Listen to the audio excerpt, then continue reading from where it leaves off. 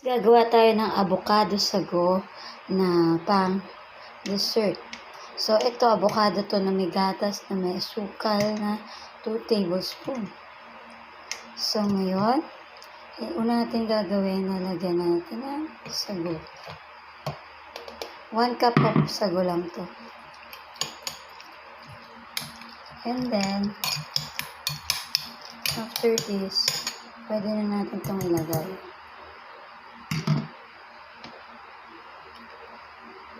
Yum! Imagine nyo na ba yung lasa? Sarap. And then, nasa sa inyo kung gaano karami yelo ilalagay.